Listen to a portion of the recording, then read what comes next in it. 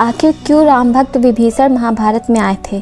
कुरुक्षेत्र युद्ध में विभीषण ने कौरवों और पांडवों में किसका पक्ष लिया था? हिंदू शास्त्रों में 7 चिरंजीवियों के बारे में बताया गया है। यह 7 चिरंजीवी अमर हैं।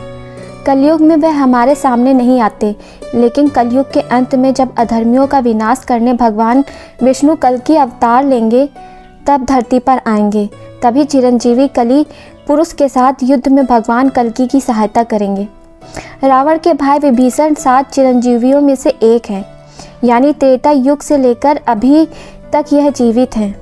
श्रीलंका की गुफा में विभीषण को देखने का दावा बहुत लोगों ने किया है। हैरानी की बात यह है कि महाभारत में विभीषण का लेख मिलता है। आखिर महाभारत में विभीषण के बारे में क्या कहा गया है, और विभीषण जब भगवान श्री कृष्ण से मिले तो उनकी क्या प्रतिक्रिया थी? महाभारत में कौरवों ने पांडवों को लाक्षागृह में जब उन्हें जलाने की कोशिश की थी, तब महात्मा विदुर की सहायता से पांडव वहां से बच निकले थे। इसके बाद पांचाल राजा द्रुपद ने अपनी पुत्री द्रौपदी का स्वयंवर आयोजित किया। तब अर्जुन ने वह स्वयंवर जीत लिया। इसके बाद 5 पांडवों ने द्रौपदी से विवाह कर लिया और तब से पांचाल राज्य में पांडवों की मित्रता हो गई। इस घटना के बाद कौरवों को भी पता लग गया कि पांडव लाक्षागृह से बच निकले थे। महाराज धृतराष्ट्र को जब पांडवों के बारे में पता चला तो उन्होंने पांडवों को न्योता भेजा। युधिष्ठिर को युवराज बनाने का दबाव उन पर बढ़ता जा रहा था, लेकिन धृतराष्ट्र पुत्रमोह में अंधे हो चुके थे। वे दुर्योधन को कभी भी कष्ट में नहीं देख सकते थे। बहुत सोच विचार कर उन्होंने इस स्थिति से बचने का उपाय सोचा। उन्होंने पांडवों को खांडव परस्त दे दिया। पांडवों के सामने चुनौती थी, क्योंकि खांडव परस्त रहने लायक जगह नहीं थी और चारों ओर सिर्फ जंगल था।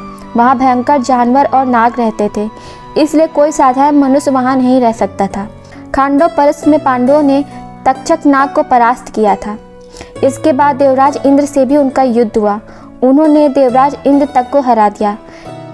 इसके बाद मायासुर ने श्री कृष्ण के कहने पर खांडव परस्त को जंगल से एक सुंदर नगर में बदल दिया। इसके बाद खांडव परस्त को इंद्रप्रस्थ कहा जाने लगा। इंद्रप्रस्थ को सबसे खूबसूरत शहर के रूप में सब लोग जानने लगे। इसके बाद श्री कृष्ण एक महान यज्ञ का आयोजन करते हैं, जहां सारे योद्धा और महाराजाओं को बुलाया जाता है। इंद्रप्रस्थ के इस यज्ञ में संपूर्ण आर्यभट्ट के राजाओं ने हिस्सा लिया था।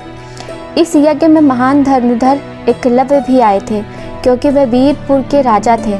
इस यज्ञ के दौरान ही शिशुपाल ने भगवान कृष्ण का बहुत अपमान किया था, जिसके बाद श्री कृष्ण ने अपने सुदर्शन चक्र से शिशुपाल का वध कर दिया था। कहा जाता है कि इस सभा में रावण के छोटे भाई विभीषण भी आए थे। इंद्रप्रस्थ के सौंदर्य को देखकर विभीषण मोहित हो गए थे।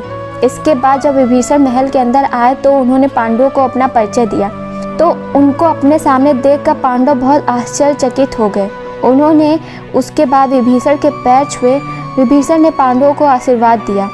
विभीषण ने देखा कि युधिष्ठिर सभी राजाओं को उचित सम्मान दे रहे हैं, जिसके कारण सभी राजा उनके सामने नतमस्तक हो रहे हैं। युधिष्ठिर के आगे जब सारे राजाओं ने सर झुकाया, तब विभीषण ने ऐसा करने से इनकार कर दिया। यह देखकर सारे राजा हैरान हो गए। जब उन्होंने विभीषण से इसका कारण पूछा, तो इसका जवाब सुनकर सबके होश उड़ गए। तो दोस्तों, आखिर विभीषण ने ऐसा क्या कहा कि सबके होश उड़ गए?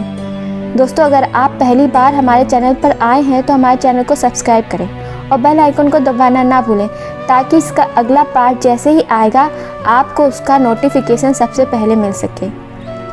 धन्यवाद। जय श्री राम।